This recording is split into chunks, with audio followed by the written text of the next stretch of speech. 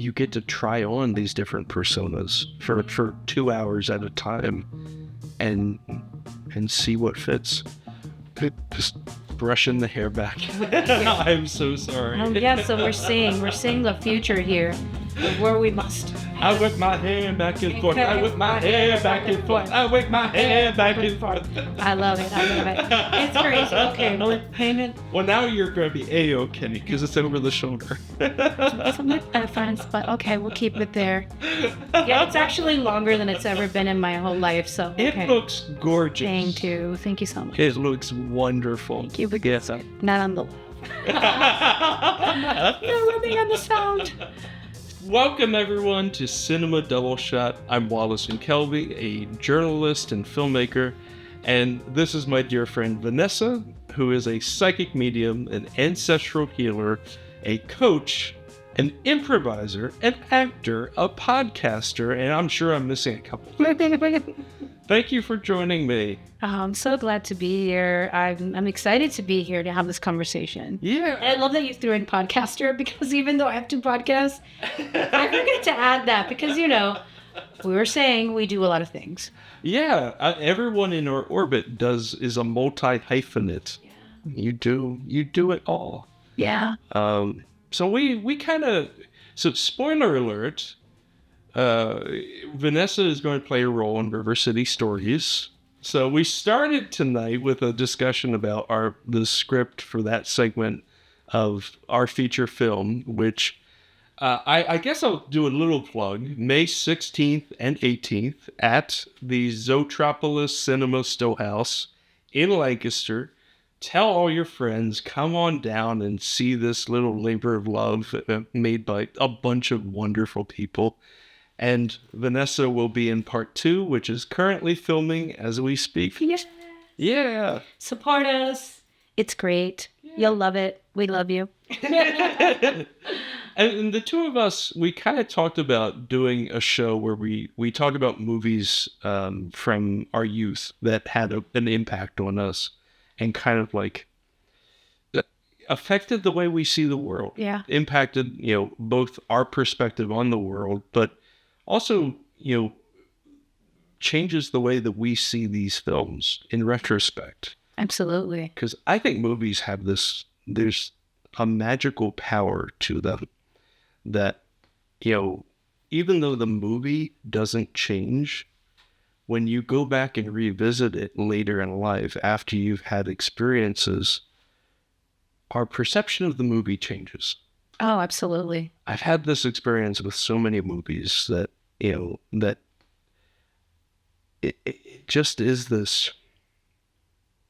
I don't know that I have a better way of saying it. It's just magic. It is pure magic. And I mean, even I just remember being a small child and seeing a movie, and in my own mind, like in many of our minds, we've probably seen things from different perspectives and different views, right? And the movie took what was in our heads that maybe we didn't have words for, or in our hearts or in our minds, and then presented us a world where we could see this outside of ourselves, right? Like the dream world or dream life, right? Or hopes and dreams or our greatest fears, our greatest traumas. And so it's pure magic. Movies were showing me different perspectives, different angles of what was going on in my head, in my heart, in my mind. And maybe I didn't even have words for it, or I didn't even... It's like it's taking our dream life, our inner world, and putting it right in front of our eye so we can make sense of it and maybe integrate it, maybe reject it, maybe, maybe love it, maybe not, maybe understand it. So it's pure magic. Yeah. And we get to see someone else live the life of our dreams. Yes. And in many ways, just like integrate that into ourselves. I think I tend to believe that anything that we do, regardless, all of our life experiences become a little piece of ourselves. Oh, absolutely. That we integrate that into ourselves. And some experiences have more lasting impact than others. But with movies, especially if you watch them as a kid, that they have an outsized impact. It's like our experiences are telescoped. Yeah. because when you're a kid, you don't have as many experiences and you don't know as many people. Exactly. So You don't have as much access to life. Yeah, you meet these people on screen and they become real for you. And I feel like we could almost, I guess I'm an actor, I'm an improviser, so are you, that I've almost tried on existences. Like you try on existences, right? And I'm like watching, oh no, girl, I wouldn't do that. Oh yeah, girl, marry him, run away, go you need therapy. Or just sitting there and watching. And I mean, I can say I still do this, but I have wept so much in movies. I have left pissed off as hell at movies. Yeah. And there's some in my mind right now, but and then I've been inspired when I have felt like helpless or hopeless in a current situation. And I feel like as much as I've read biographies as well, they've inspired me when I was younger. Reading, when you see a movie, especially when I was a kid, to see a movie of a kid who made it. And I mean, I think I was older when Billy Elliot came out, but something like that, you're like this kid who did something completely different, bend it like Beckham. Like there's a lot of movies where there's a kid in it. And it's like inspires you. They show you what's possible. Exactly. You may not know from your life experience what is possible, but on screen, you get to try on these different personas for 2 hours at a time, and see what fits. Just brushing the hair back. I'm so sorry. Oh yeah, so we're seeing the future here, where we must. I whip my hair back and forth. I whip my hair back and forth. I whip my hair back and forth. I love it. It's crazy. Okay, no payment. Well, now you're going to be A-OK because it's over the shoulder. It's my preference, but okay, we'll keep it there. Yeah, it's actually longer than it's ever been in my whole life. So okay. It looks gorgeous. Thank you so much. It looks wonderful. Thank you. Yes, not on the left. You're rubbing on the sound. So, but yeah, absolutely, just pure magic. Yeah. Well, you mentioned, I don't know, we're going to be deep and vulnerable here.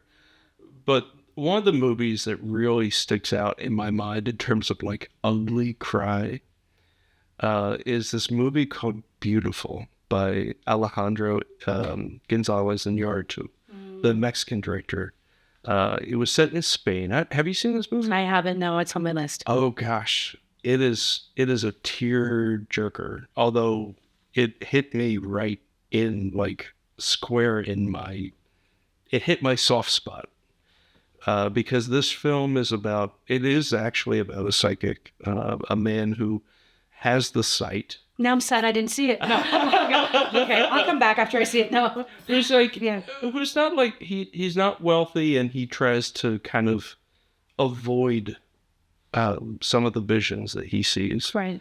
And the actual his gift is not a major plot point. It's just a facet of his character. He's just kind of moving through his life and trying to make money to support his family and trying to live his life. And there's one thread of this film, which a lot of Iñárritu's films are kind of very multi-layered. There's lots of depth and plots and subplots to them. They're very, very deep films, very rich, full of life, full of different characters. But one thread of this film is he has visions of his father when his father was even younger than he was, because his father died young. Mm-hmm. And there is this sequence where he's in the woods. Other things have happened. I'm not going to give anything away. Yeah, don't. But there's a whole experience that this character, played by Javier Bardem, has gone through. And he sees his father in the woods. And his father doesn't say anything to him, but there's this moment of connection between father and son through the woods on this snowy late afternoon with the blue, winter light. Mm-hmm. And I watched this film within about a year and a half after my father died. Oh. And I was sitting in a art house cinema. I was at the I was in an art house theater in Philadelphia, and there were only like 3 other people. Fortunately for me, because it's a Spanish language foreign film. I went to see it, and sometimes I have private screenings when I watch foreign films. Sadly, because Americans, unless it's up for Oscars, people don't watch foreign films sometimes.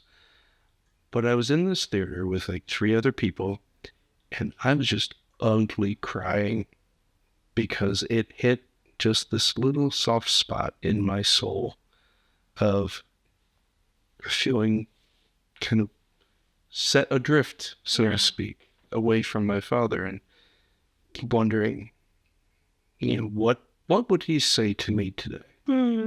What would he say to me today? And what guidance would he give me? But also, what do I have that he never had? And all those emotions kind of got stirred up in that experience of watching this film. And I've actually never seen it again. I never rewatched it because that experience, just seeing it the one time, was enough. Oh. Wow. But it gave me a kind of permission. It gave me a permission to really feel that strong emotion and to cry in public, even though it was a darkened theater. Whereas that was the first time I cried over my father. Wow.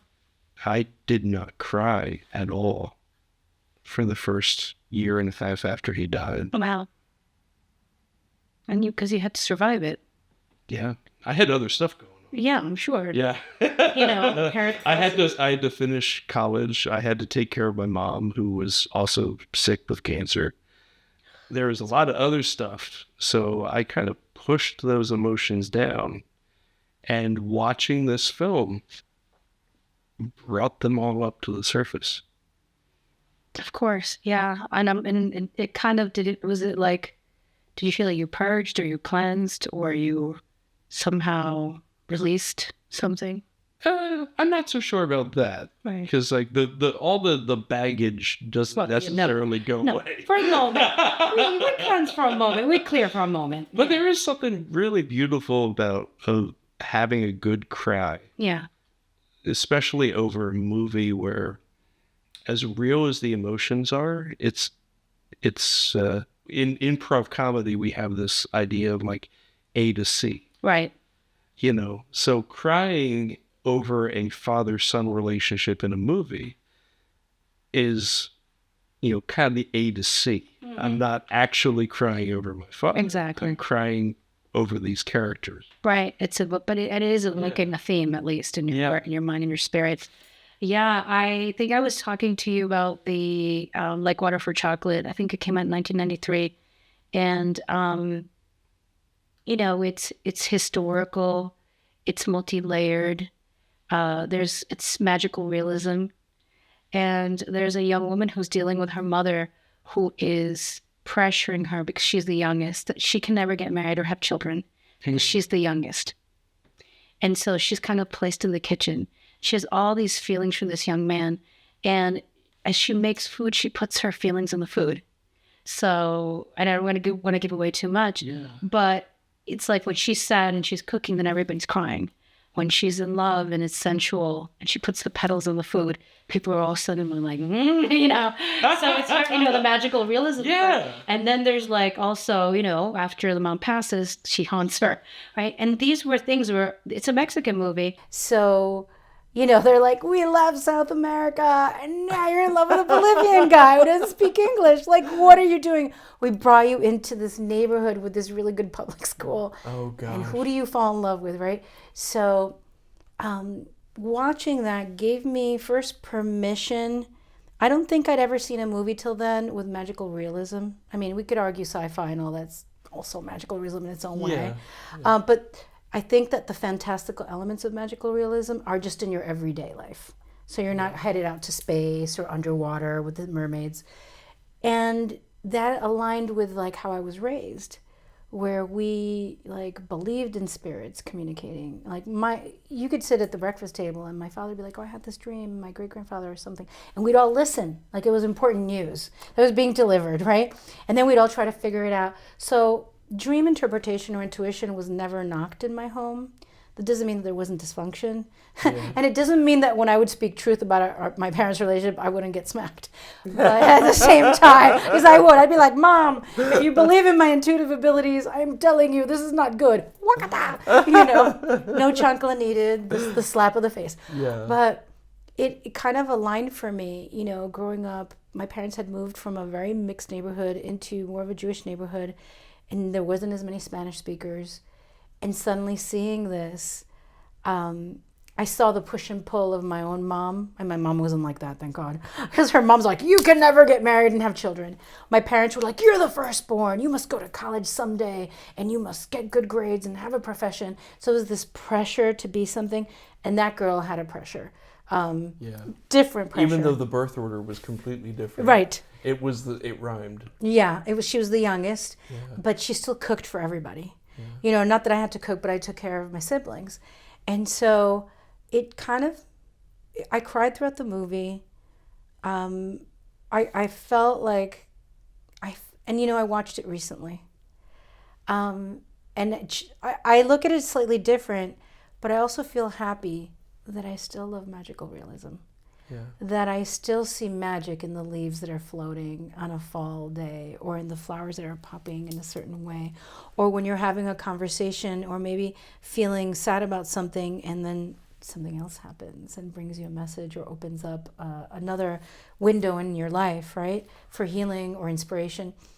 And so that movie for me allowed me to kind of cry, even though my mom wasn't that bad, like I said, over what I felt my parents were imposing upon me as the eldest daughter, of what my place was.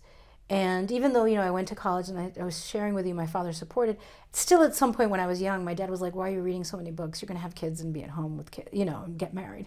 And I'd be like, what if I never get married and have kids? Which, you know, I have kids. I'm a stepmom, but it set me free. It set me free to, and all of the different daughters went through different things. There was an eldest, a middle, and a youngest.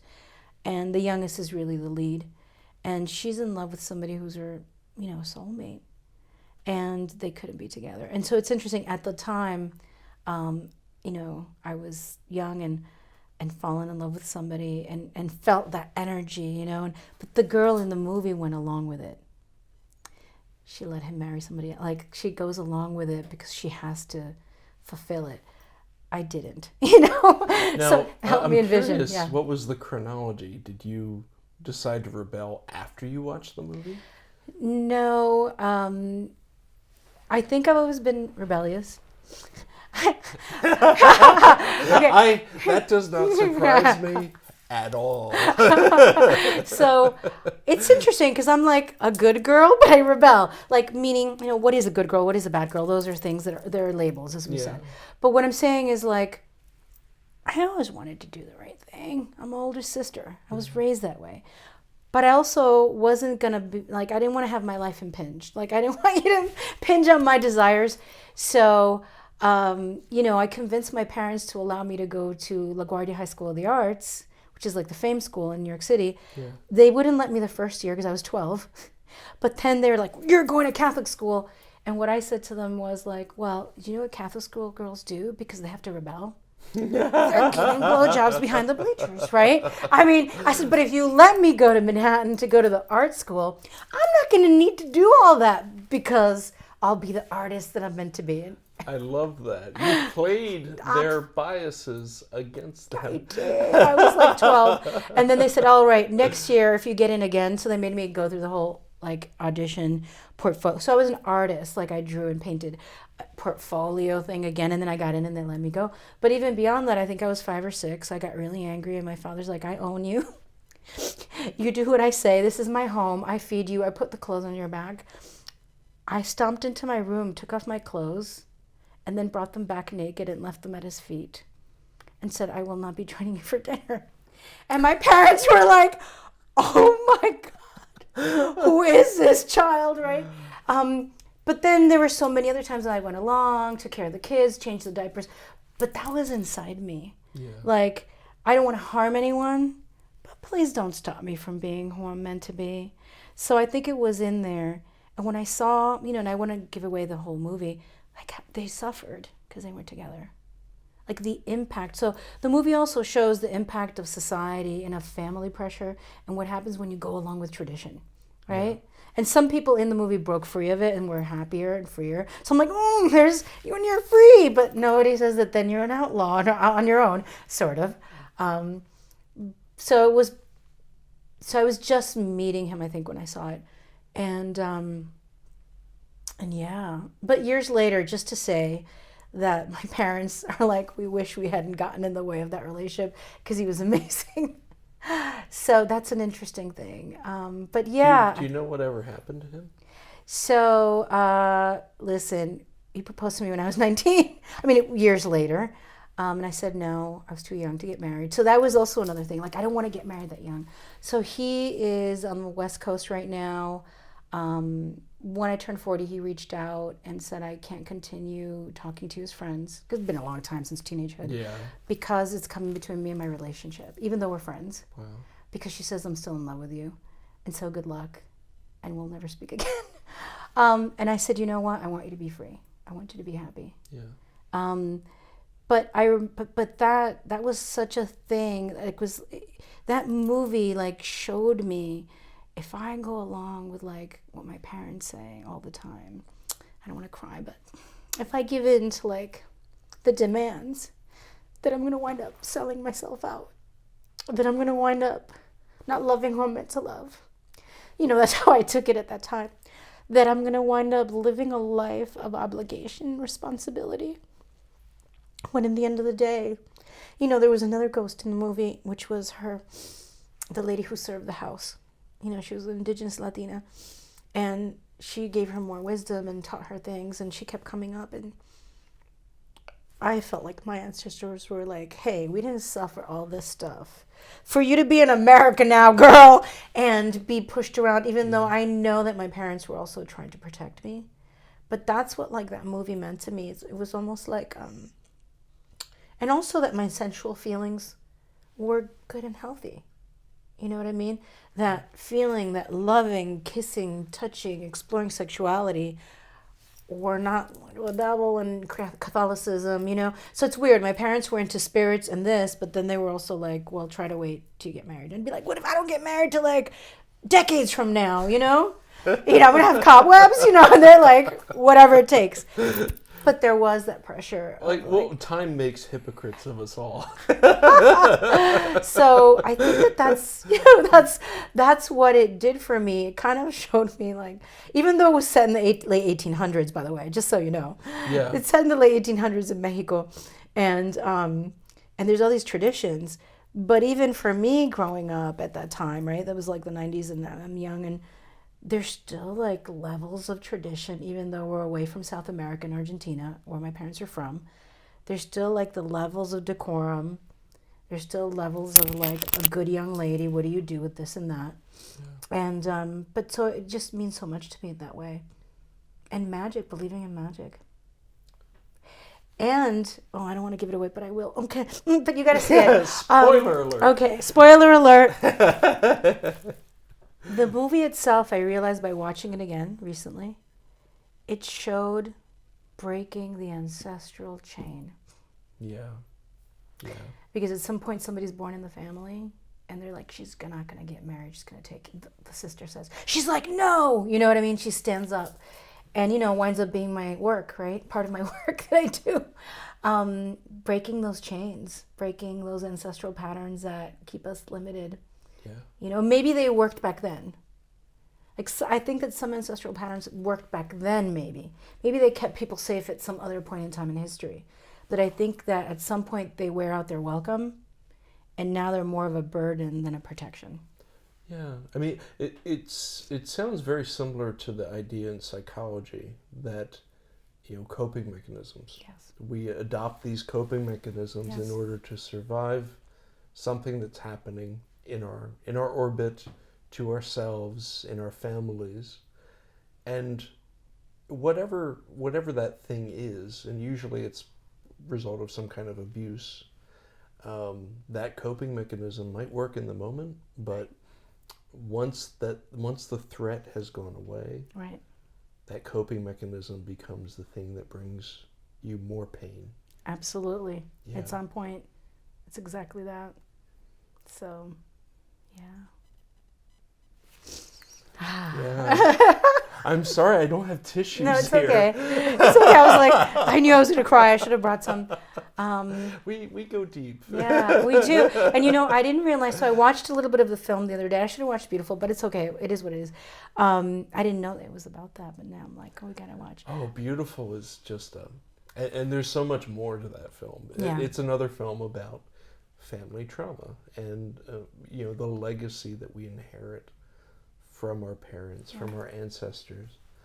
And there's a whole other section of that film about immigrants, because there's an immigrant family. I believe it's set in Barcelona, if I remember correctly. But there's also an immigrant family that something tragic happens to, that the protagonist is responsible for. Ooh. And so there's a lot of layers to this Yeah. film, and it all kind of comes together in a really beautiful, cathartic way. Oh my God, I have to see it. Bring Am a I- tissue box. I know. If you watch Am I going to that film. sleep tonight, or am I going to be trying to find out where to see this movie? I think I'm going to be watching this movie tonight. And sometimes I really hope that movie theaters don't close down totally. I think I love watching stuff at home, but there is a real magic to going into the movie theater, into seeing this big screen. You're in a darkened room, and there's just something that I love still about it. It's a communal experience, and we have so few of them today. Yeah. And in some ways it's like a church. You go there and you have emotional reactions. Yeah. But you're kind of looking at the screen and having this shared moment with other people. I love that. Yeah. I love that, the shared moment. And I feel like every movie has something we can relate to. Some string of humanity, some thread of like shared experience of loss, of love, of pain. Yeah. And and I think too, like, watching movies made me realize beyond that movie that I could be so much more. Like, I remember being a kid and, like, I don't know, somehow learned about Leonardo da Vinci. And I was like, oh, look what he did. He did this, and he had this design, and he had that design, and he also did this, and he drew and he painted. And I was like, where are the women? Yeah. And then I was like, and that was a thing, because I also studied, like, advanced art history in high school. Because, if you're in that art field, you had to get that part of the degree in high school for the diploma. You study the masters. Yeah. The canon. Yeah, right. And then you're like, oh, there's like one lady, there's like two ladies, there's like three right before the 19th century, right? Maybe like the 1800s, 1700s. And that's something that honestly, on some level, has pissed me off, but not in a way where, like, how do I say that? It pissed me off, whatever, I've noticed this or understood it, but it also inspired me, right? To to be the first, maybe my family, to do something, or to say, well, no, I'm going to do that. I mean, listen, my grandma, speaking of art, now I'm jumping to acting. My grandma was a good actor, they tell me, and she was born in Argentina, but was raised in Spain 10 years and then came back to Argentina because her mom had passed and her father was creating a business in Argentina. So she went with her grandparents back to Spain, then came back. And she loved the theater. She sang, she danced, she learned flamenco, she sang. But by 17, 18, 19, when she was invited to a big audition at the main theater, they were like, her dad's like, no, you can't do this. That's for women of the night. There's women. Well, because back in the day, acting was looked down upon. Right. It was maybe one step above Yes. women of the night, Yes. prostitution. So literally. Yeah. Literally. So, exactly. And so she did her last play at 18, 19, got engaged to my grandfather. And then many years later, when I was 19 in Argentina, I asked my grandfather, Arnaldo, I was like, abuelo, I was like, someday when I get married, many years from now, I was like, what do you suggest for me? Like, what should be a quality that I should seek in a partner? Because they'd been married a long time. And he's like, when I met your grandma, she sang, she danced, she was an actor. She was young. It wasn't a thing that we accepted. She had a big opportunity, nobody let her take it. And she goes, I don't think she's ever been fully like herself ever since then, unless she's singing or dancing in the kitchen with the kids or the grandkids. And he said, I regret, it was the history, it was the times. He goes, but if I could go back in time, I'd be like, go. I'll drive you to the theater. I'll pick you up after. And so he told me, he's like, never ever be with anyone who will shut you down spiritually, who will shut you down emotionally, who will shut you down creatively. He said, because, he goes, I see that in you, that you're creative. And so, being upset about not seeing certain artists, then seeing this history, now being able to be in your film, being able to be an improviser, and I'm not 20, right? Like, she had to give it up at 18. Yeah. And I'm like, abuelita, check me out. Seriously. I have worn like a bracelet she gave me when I was like a kid. And I've worn it at Improv sometimes. It's just gold. And I'm like, Grandma, you're here with me, Like, I just get to casually go to a theater at 8:30 at night, get on a stage with you, other folks, and we get to sing and dance and make stuff up. And then we get to go home. Yeah.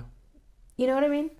And nobody lost an eye. You know what I mean? Nobody was burned. There were no pitchforks, right? You did not get an STD No. from performing improv. No. Even though we did the vibrator and the rabbit dance, yes. But, and so that... In some ways also, for your grandfather to say that to yes, you big deal. Was a tremendous amount of self-awareness on his part and a great gift to you. To say, no, you don't have to do things the way I did. Exactly. You can do it differently. Yeah. I think we literally just had this conversation off mic, but we tend to get trapped in these boxes of our own design. The box gets handed to us by society, by our parents, by their parents and their parents and their parents, which is part of what you do with ancestral healing. Yeah. And we fall into this trap where we think that our options are limited. And sometimes they are. Like socioeconomic factors certainly play a part. Our relationships play a part. Luck plays a part. There's so much out there that can impact what we are able to do. But often I think the greatest impediment is ourselves. A lack of imagination or a lack of confidence or a lack of just accepting that ultimately the person who is responsible for our lives is us. Yes. We get to decide which rules we want to follow and which traditions we leave behind. Absolutely. Absolutely. And I love that you said that. And, I feel like I am way more afraid of leaving things undone than trying things. Like I always say, by the time, I hit the casket, I hope, I don't want to leave any music behind. Like I don't want to leave anything unsung, anything undone. I don't know if I'm going to get to everything I want to do because I'm excited about so many things. But I would just want to just be it, live it, explore it, experience it, even if I'm afraid. And I was just telling somebody the other day, or today actually, I was like, fear is normal. It's not like you hit a certain age and fear goes away. New fears pop up that you didn't have when you were 20. But I think that if when we accept that it's just normal, that it's part of being alive, that it means we're alive. To be a little scared of, what if this doesn't work? Or what if it does? And also, too, like, if something doesn't work, well, then we get to tweak it. Yeah. Right? And we get to learn from it. Yeah. But I think that, colonization, capitalism, all the bad C words, or the not positive ones or not great ones, unchecked capitalism, and colonization is bad, period. They've forced us or pressure us to feel like things must be perfect. I think we talked about this a little bit too. Like we can't do something unless we know the outcome. But that's why I think we love improv. Yeah. And because you have to, like we were saying about the movie, holding space for magic. Like we could do all the homework in the world for a character, but then when we get face to face and it's action and we look into each other's eyes, there's different realities and reactions. I was just taking Lisa Weitzman's monologue class and Janet Bixler, and I had a really good time. And at some point, I had the character really down. But then when I was in front of a live audience and I imagined that person I was talking to, other levels came up that didn't come when I was just doing it in my own room, And so the interaction, and so art depends on interaction on some level. Even if you're painting at home, there's that interaction with yourself and interaction with the world and your thoughts and your feelings, Yeah, I mean, not to say I'm certainly not a master filmmaker. I'm a journey person. I'm still on the journey, but I have noticed, that when I make a film, I really make it 3 times. Wow, tell me more. I make it once when I'm writing it. Yes. And then it's just it's a vision in my head, and hopefully by the time I get to the final draft of the script, it is a perfect vision. And then I bring in all of my collaborators and we work through it. We work through like a table read. We do a little practice. Depending on what it is, a 48-hour film competition, there's not that much practice. And then we film it. Mm-hmm. And the actors and the crew, everyone, they bring their own magic to this film. And it becomes something else when you're shooting the film. Mm-hmm. And then when I come back and I look at what I've captured and I start to edit, it becomes an entirely different film all over again. Because some things worked, some things didn't work, actors brought something different, and you make all these different choices. You bring in the music and it becomes something different. You change the sound effects, it becomes something different. And in many ways that is a metaphor for life. Yeah. Because in our heads, especially if we think too much about what we are doing, that's a recipe for indecision. It's a recipe for being frozen and never doing anything. Because if you expect everything to be perfect and for it to come naturally, you're not giving yourself grace. No. To experiment. And living is difficult. It just is. If you wait for it to be perfect, it's not going to be. Well, none of us would do anything. If we had to, none of us would have kids, none of us would get married, we wouldn't fall in love, we wouldn't create movies, we wouldn't build an improv school, we wouldn't be here today doing the podcast. And I really love this, I'm not really personally tied to any one religion, but I like some of the Eastern philosophies and Buddhism and the idea that inherently suffering is just a part of life. Yes. You're going to have to deal with it, whether it comes earlier or later. At some point, you're going to have to deal with suffering. Yes. And similarly, it's you can't expect to move through life and not have that. Exactly. To not fail, to not lose things, to lose loved ones. Because we're all just in this cosmic stew together. We're all cosmic trash. Yes, we are. To use the name of your musical improv group. Yeah. It's incredible. And you're saying you lean into the Eastern. I think like the New Age philosophies have almost made people believe like they could manifest or meditate their way out of suffering, right? Right? Like if it's the right crystal or it's the right asana or yoga position. And I'm talking about New Age philosophy, not particularly yogi The practices. stuff that tends to be like a hodgepodge, where they're pulling from different types of faith traditions. Right. To Right. Yes. Thank you for defining it. But the truth is that anything that aligns like my indigenous practices, right, or I relate to like that. Sorry, that we're part of nature. That we, you know, when I call myself a bruja, which is a witch, it's really like I'm connected to nature. I'm connected to the cycles of life, connected to the moons and the moon and the moons of Jupiter, the moon and the stars. There are many moons. Yes, we just haven't seen them. And the cycles of life, you know, and the phases of being a human, and the interdependence that we have with each other. And as a bruja too is like, I take a stand on creating and nurturing community and space. But one of the things that I talked to people about online when the pandemic came, I was like, you're not gonna, like, people like, why is this happening? Where's this happening? It was like, it doesn't matter if you built the sacred triangle of crystal light. It does, you know, you're ascending. People were like, I'm ascending. And it's like, we are here to feel what it is to be in a body, obviously, because we're in a body, to have a human experience, and from my point of view, right? Not that it's a fact, and to remember who the fuck we are, which is multi-layered, multi-dimensional, multi-talented, incredibly amazing, like gold dust, like children of the universe, whatever you want to call it.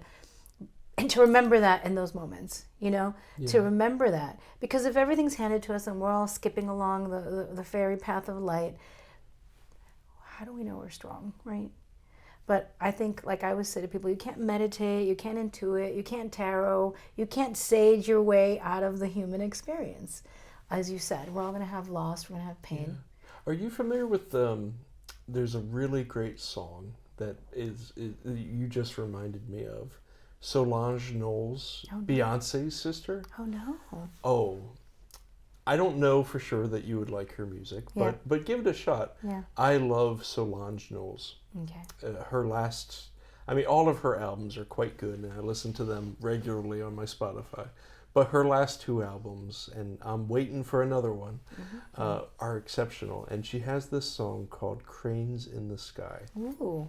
And you can tell that Solange has been through some stuff, and that she's worked on her healing in one capacity or another.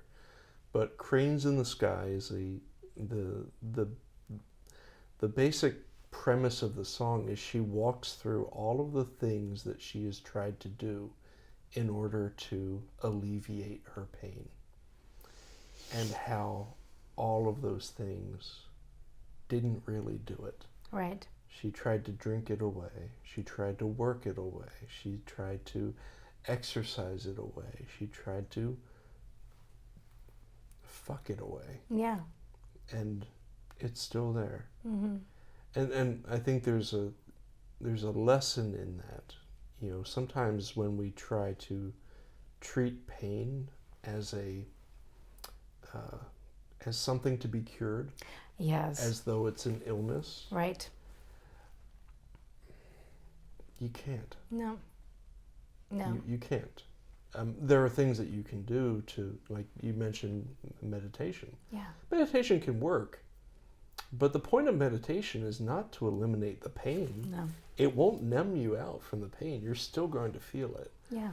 The meditation, the whole point of it is that for a moment, you focus on your breath, and you connect with yourself at the most basic level. Your bodily functions, inhale, exhale. And a lot of people I've noticed, and as you can probably tell, I meditate, not as regularly as I would like. Some days I forget, quite a few days I forget, but at its best, you know, you're not, people have this idea that when you're meditating, your mind should be blank. I meditate as well. Yeah. Nope. Yeah. No. You know, eventually you can kind of train yourself to not have as many thoughts just bubble up. Yeah. But Well, the thing that is more helpful is to observe the thought and then just like metaphorically just let it go. Yeah. Swat it away. Yeah. And get back to who you are and where you are and in this moment. But I think a lot of people really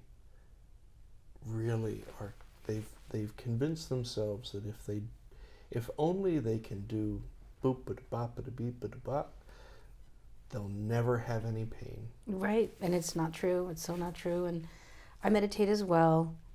And there's different ways to meditate too. Like you focus on the breath, but there's also walking meditation. You know, there's so many different ways. And I could say, and I mean, you know this, like, you know, I lost my dad and my mom and my younger brother in a year in 2020. And we talked about intuitive and, you know, psychic abilities. I was walking around my house when spirit was like, and that's what I call them. It's my inner intuition, but also spirit was like, by the way, your worst nightmare is going to come true. And I knew what it was because I had just told my brother 3 days before, my worst nightmare is this. Now, my dad wasn't sick. My mom did have an illness, and my brother was born with a heart condition. And my brother, who's alive now, he said, oh my God, that's my worst nightmare too. So when I heard that, I was like, oh my God. But as intuition, the way I experience it, it comes in a very objective way because it's not like me, oh my God. It was just like, this is going to happen. Sorry. It was like, your worst nightmare is about to come true. Yeah. And I was like, okay. And then 5 days later, I was like, because at first I was like, oh, my worst nightmare is going to come. And then it hit me. And, you know, I couldn't really, like, I couldn't tell any of the people involved with it because I just told my brother, who's currently alive now. And he's like, oh, crap. He believed it. I couldn't tell my sister because she would have lost her mind. And soon enough in time, it started to happen. And I would say that the thing that saved me from, I think, or helped me, I felt my feelings. I cried every day. Now, that didn't mean, and that's just my experience. Everybody has their own experience. Like, I didn't feel like I went down a deep tunnel of hell and depression or anything like that. I just wept every day. Yeah. And allowed myself to be there. But at the same time, my work, like, I doubled my business, right? Because people were stuck at home. So all my classes that were online. So the demand for my work grew. And as my dad passed, then my mom passed, and then my brother passed, and we bought the house right before my brother passed. So it's all this great stuff, got engaged, and really terrible stuff. But then the meditation on that is like, well, when I said, oh, this bad stuff and great stuff, like the worst of times, the best of times, and Spirit's like, would you rather it all be shit? And I'm like, no, I actually don't, you know? And then there were even people like, wow, New Agers who were like, oh, this pattern that you have going on, you feel like maybe you have some sort of pattern where you have to rise against, you know, the challenges. I'm like, girl, I don't want the challenges. I've been through them already. I've succeeded already. I don't need, there is no award for this. But what's the other side of it, Wally? Like, not to rise? Like, yeah, I guess you could not rise. Yeah, and what you're talking about is like the impulse to narrativize. Yeah. We want to shape all of our experiences into a tidy story. Yeah. In some ways, movies help us to work through these emotions because they kind of, in some ways, flatten experience. Yes. They compress time. Yes. And they point out the patterns that, you know, may not be visible to us in our daily lives. But in real life, while there are cycles and there are patterns, generally speaking, they don't fit into a tidy narrative. No. And they don't fit into a tidy, like moral or ethical, or even, it's certainly not logical. No. Scheme. You know, you can't just say, oh, well, in order to get the success that I had in 2020, I had to suffer. No, it's not a one-to-one. No. The successes you had are very likely. I was already building for many years. You had to build them for many years. Yeah, I was online since 2012. And you were in the right place at the right time, and you had the right skill set and the right talents. Yeah. And people were looking for what you had to offer them. Yeah. It had absolutely nothing to do with the fact that you had a tremendous upheaval in your personal life. That was just bad, whatever you want to call it, bad luck, coincidence. And it was intense, and I'll say though, it changed me, and it changed me for the better. Now I became the elder in North America. Yeah. Like, there's nobody older than me in North America. I've got people older than me in Spain, and I have some family there, and I have family in Argentina. They're older than me. Like, I have an aunt that I can call who's in her 80s. But there's nobody older. So it's like it's the mantle of the elder. I inherited the mantle of the elder. Whether you wanted it or not. And they put the crown, the invisible crown. You're like, now I'm next. But I'll say this: when I feel, I could talk about myself. I don't know, but everybody feels this way. When you feel like you've stepped like next in line for the pruning, you know. I mean, I hate to say that. It happens at any age. It happens at any age, right? But I'm like, yo. I mean, but when that happened to me, I was like, all right, girl, what you want to do with it, like, the rest of your life? And that moment, like, not that moment, but, like, as they were leaving, as things, you know, my husband and I got engaged.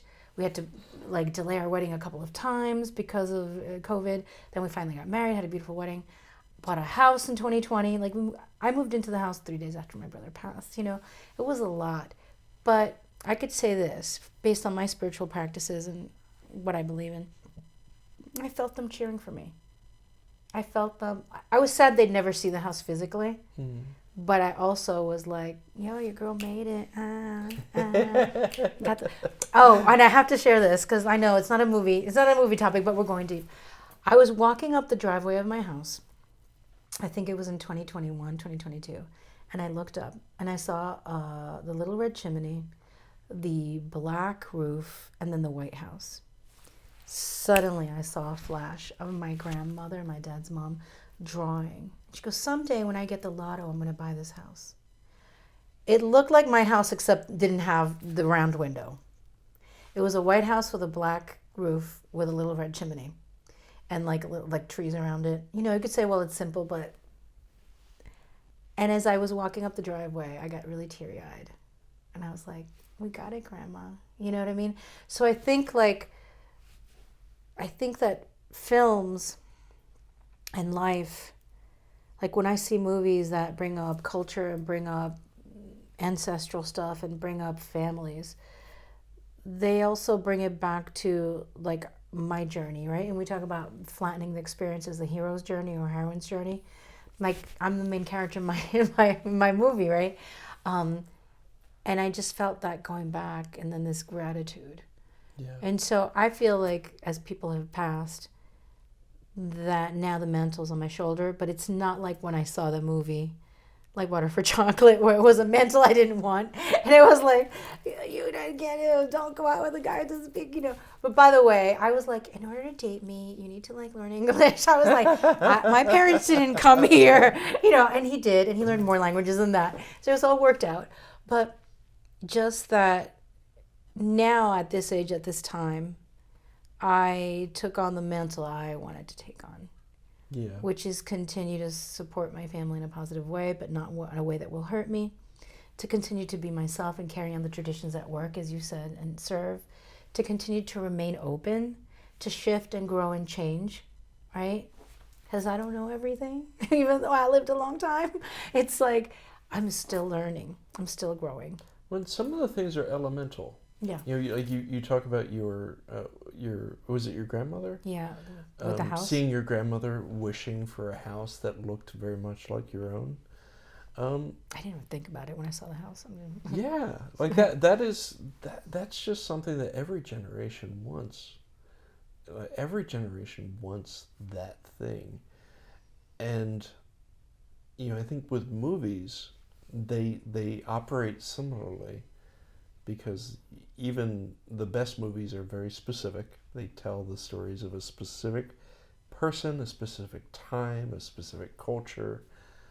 But the emotions, the needs, the wants of the characters, what's driving them, tend to be elemental, tend to be universal, tend to be the things that we all strive for. And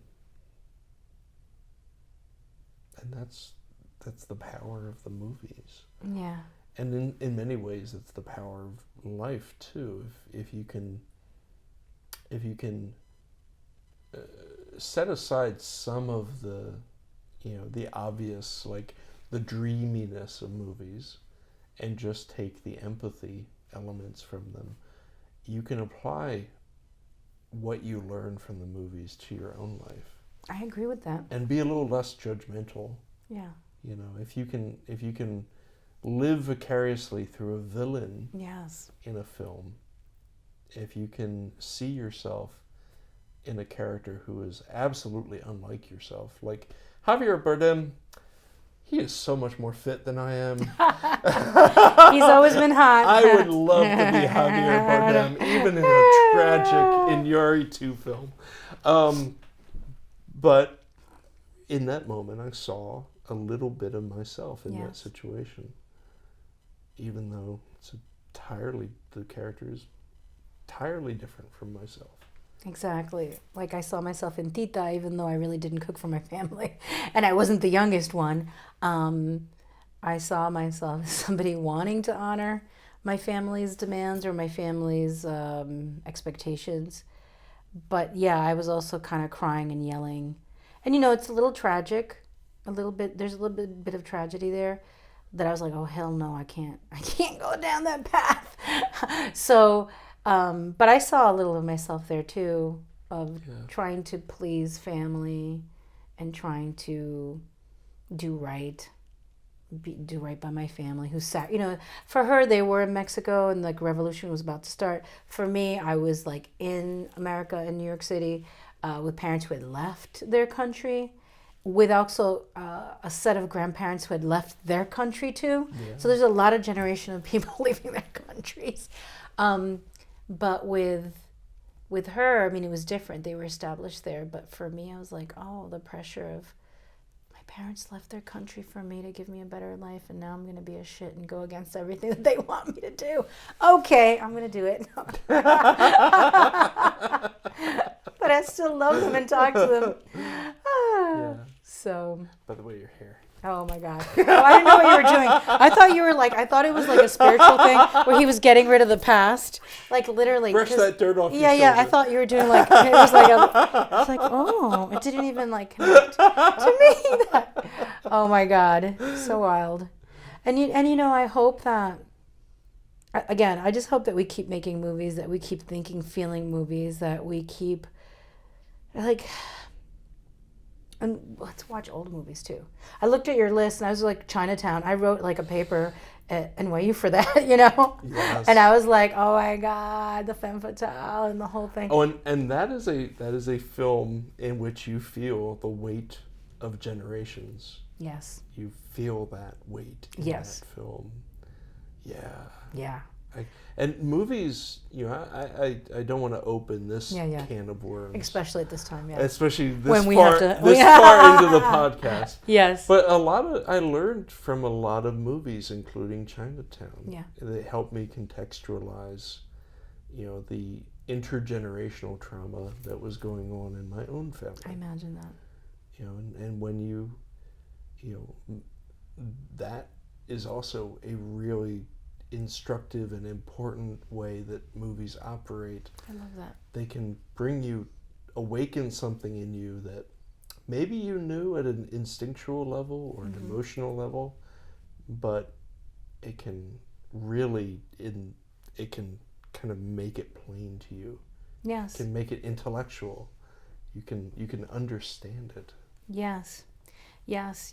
La Historia Oficial, the official story. Have you heard of? I've seen that. Okay. Yeah. So my parents left right before that happened, I believe. But my mom was a journalist. So this is the story about people being disappeared. Yes, people being disappeared in by an Argentina. autocratic regime. Yes, thank you for defining that. And I remember just weeping and crying, and I had written something about that in college too, and watched documentaries from Argentina. And so thankfully, like, my family wasn't immediately, but they knew families because I talked to them. Yeah. And so many. But even seeing that, like, when I decided to delve into like the country that my parents left, I can't say my country, but the country my parents left, to see what's happening now, you know, to look back. And so that helped me understand the fear of activism back home, well, I could say home, but Argentina. Because your parents were responding to something. Yeah. Some of the entrenchment, some of the things that went unspoken. Yeah. There's a reason. Oh, yeah. Because there's real danger. They left for opportunity. Yeah.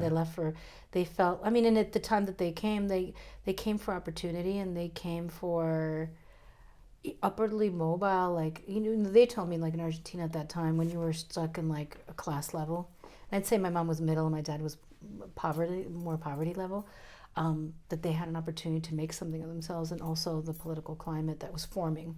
But that helped me a lot, like, understand why some of my family members don't want to talk about certain things, why they're like, well, I don't know, the doors were closed, stayed inside.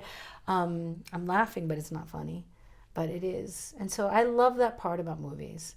And that's why I love it when movies that are historical are also historically accurate. Because I'm Googling on my phone. I am searching on my phone. I'm like, that's not right. That's right. That's right. On point.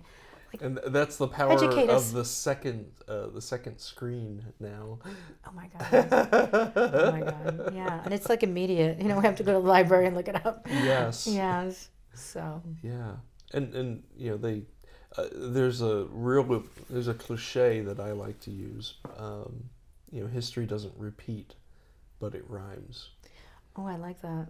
And the idea that you can watch a movie about one specific moment in history, but you don't have to do much work in order to apply those lessons to what is happening in the here and now in your own life. Yeah.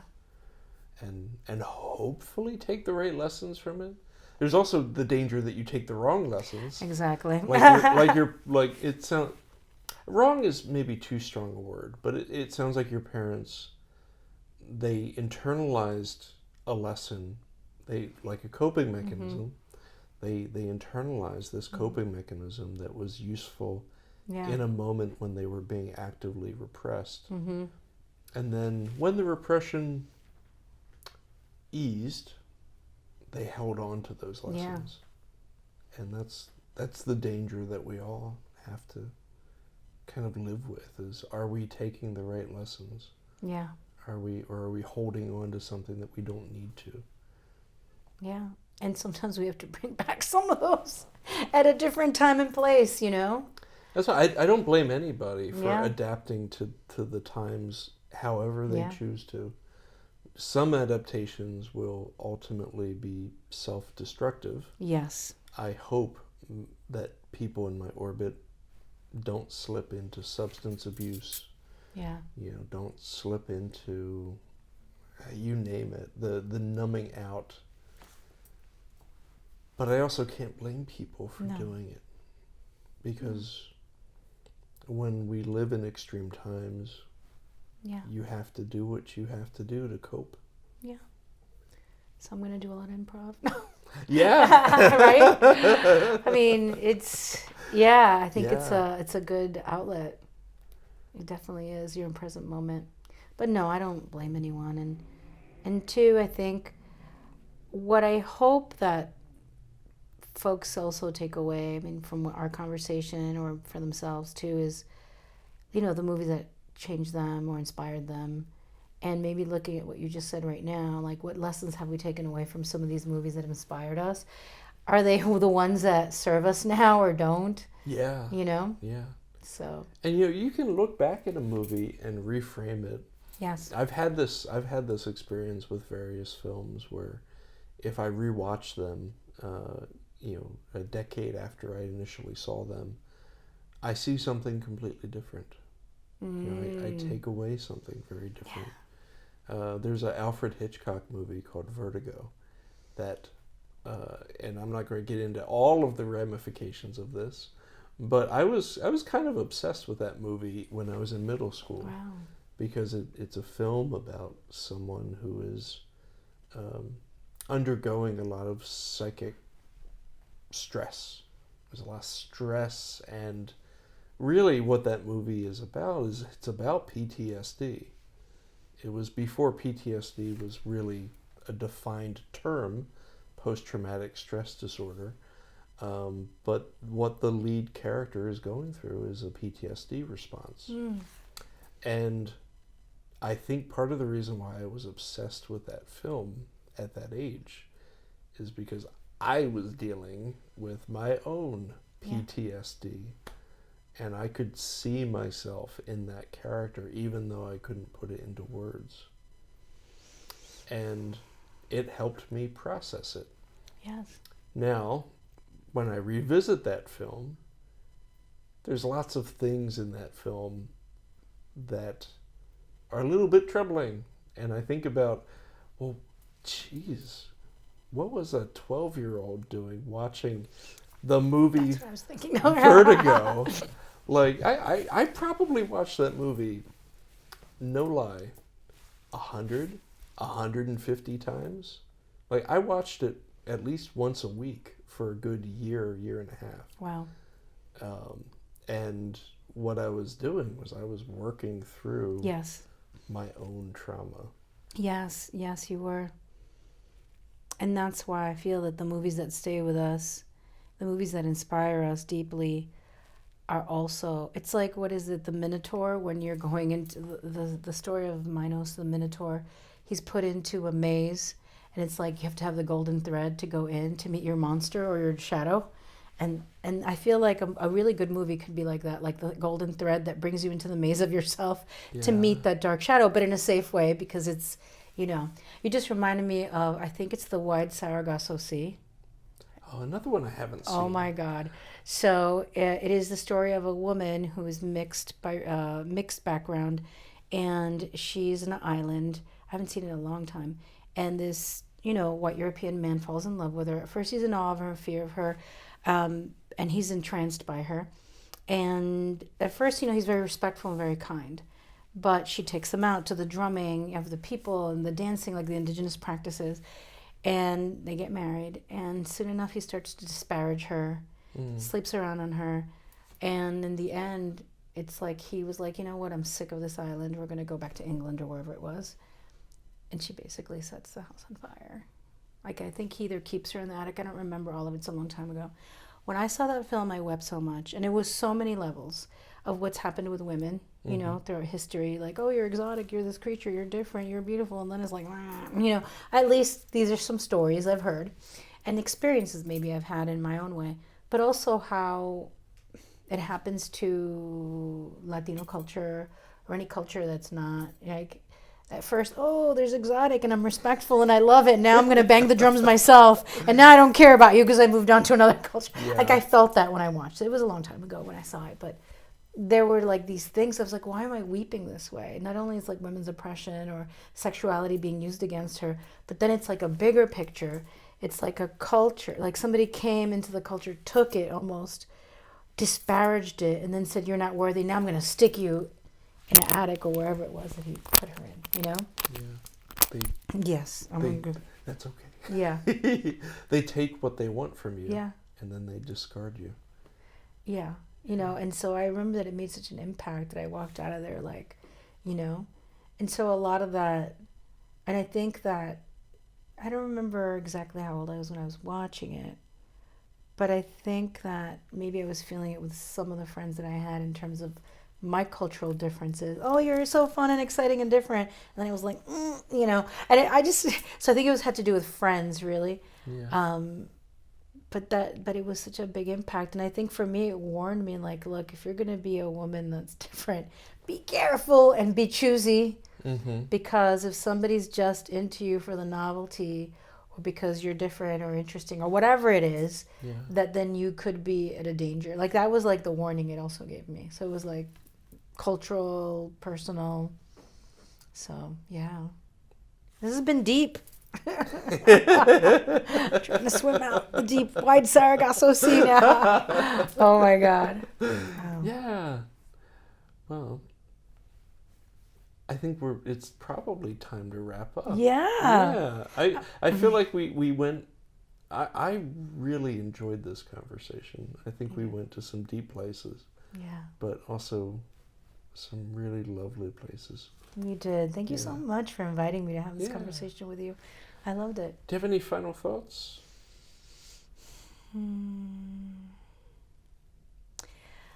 Yes. Move towards that which brings you joy. allow yourself to maybe, as you're watching this, jot down some movies that inspired you as a kid or as a young person, that may have shaped you, that it maybe has brought, like you said, like you watched it so much because you were working through things.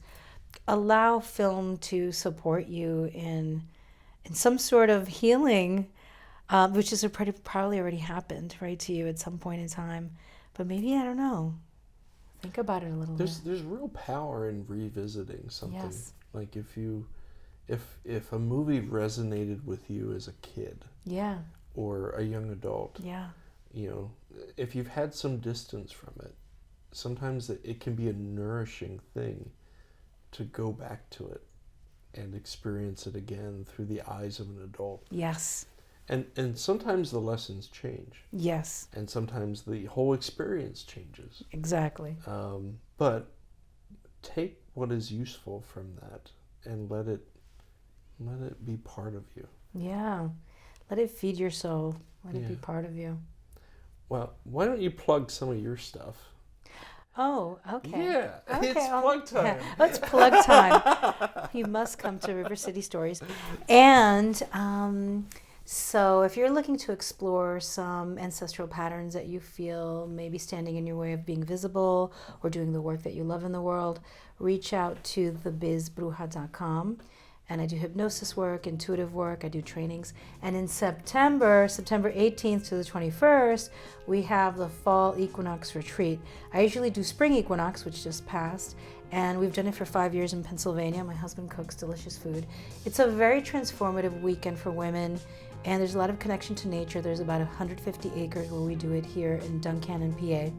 So if you're interested, it's right there in thebizbruja.com/retreats. And yeah, if you have any questions or anything like that about ancestral healing or intuition or anything else, I'm here. Thank you so much, Wally. You're amazing. I love you. I'm so glad. We get to sing together. We get to be in movies and we get to podcast sing, together. We get to make movies. We get to talk and have fun and act and put on characters. Yes. Yeah. I love it. Thank you, everyone, for joining us for Cinema Double Shot. If you like this, subscribe, share with your friends, do whatever you have to do. Can't go wrong. Any of the buttons, just press all of them. And most importantly, be kind to each other. Yes. Good night.